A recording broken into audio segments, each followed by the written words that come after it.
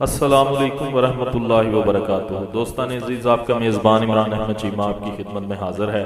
دوستان عزیز، سلسلہ ضیاء النبی صلی اللہ علیہ وآلہ وسلم میں ہم اپنے آج کے موضوع کا آغاز کرتے ہیں۔ بسم اللہ الرحمن الرحیم۔ دوسرا شخص جس نے اپنی قوم کے ساتھ اسلام قبول نہ کیا وہ اسیرم بن عمرو بن ثابت بن وقش تھا۔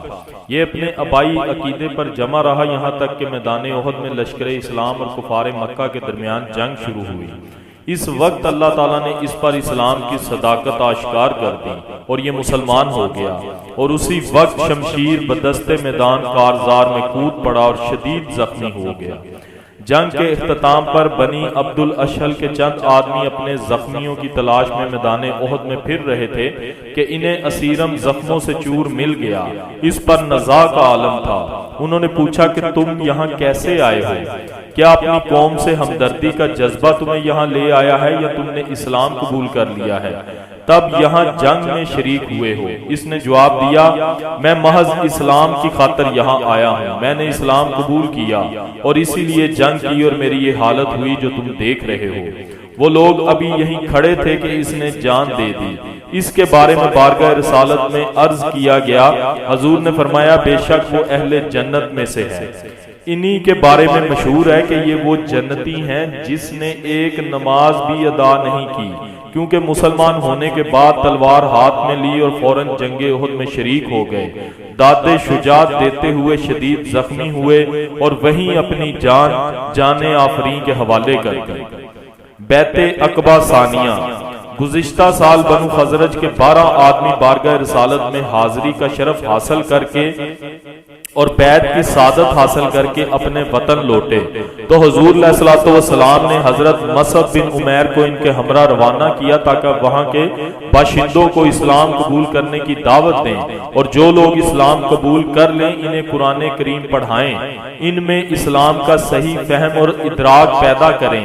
یہ 12 افراد جب یثرب پہنچے تو بڑے مخلص اور پرجوش مبلغین کی طرح انہوں نے دعوت تبلیغ کا کام شروع کر دیا۔ حضرت مصعب کی موجودگی اور سرپرستی نے سونے پر سہاگے کا کام دیا۔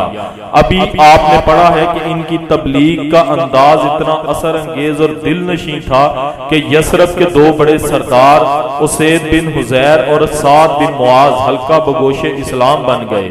قلیل عرصہ میں یثرب کی کایا پلٹ گئی۔ اب اس شہر میں کوئی محلہ، کوئی گلی، کوئی علاقہ ایسا نہ رہا جہاں اسلام نے کسی مرد یا کسی عورت کے دل میں نور عرفان کا چراغ روشن نہ کر دیا ہو۔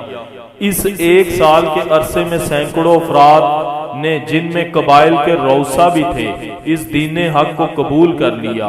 ہر گھر میں، ہر محفل میں ہمہ وقت محبوب رب العالمین صلی اللہ علیہ وآلہ وسلم کا ذکر خیر یہاں کی پر نور فضاؤں میں گونجتا رہتا۔ یہاں کے شہریوں کو بھی ان علائم و مصاب کا علم ہو گیا جن سے ان کا ہادی و مرشد دوچار تھا۔ انہوں نے ظلم و ستم کی وہ لرزہ خیز داستانیں بھی سن لی تھی جن سے مکہ میں ان کے دینی بھائیوں کو واسطہ پڑتا تھا۔ انہوں نے یہ طے کر لیا کہ وہ اپنے محبوب آقا کو یہاں بلائیں گے۔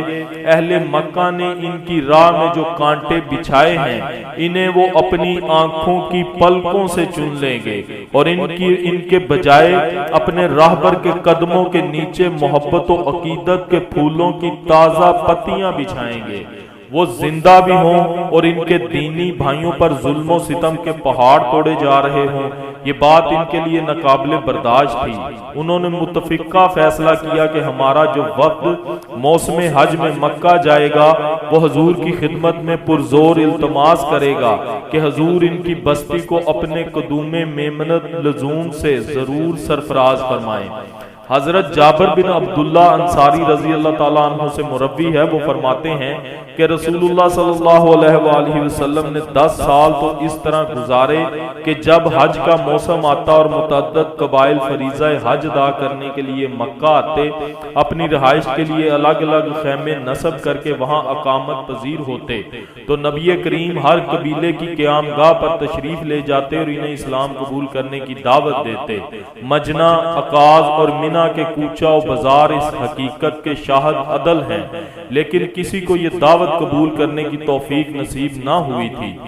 یہاں تک کہ قبیلہ مضر کے لوگ اور یمن کے باشندے جب حج کے ارادے سے اپنے گھروں سے روانہ ہوتے تو ان کے بڑے بوڑھے ان کو نصیحت کرتے کہ مکہ میں ایک قریشی نوجوان ہے، وہ بڑا فتنہ باز ہے، اس سے ہوشیار رہنا، نہ اس کے قریب جانا اور نہ اس کی بات سننا، ورنہ وہ تمہیں اپنے آبائی مذہب سے برگزشتہ کر دے گا۔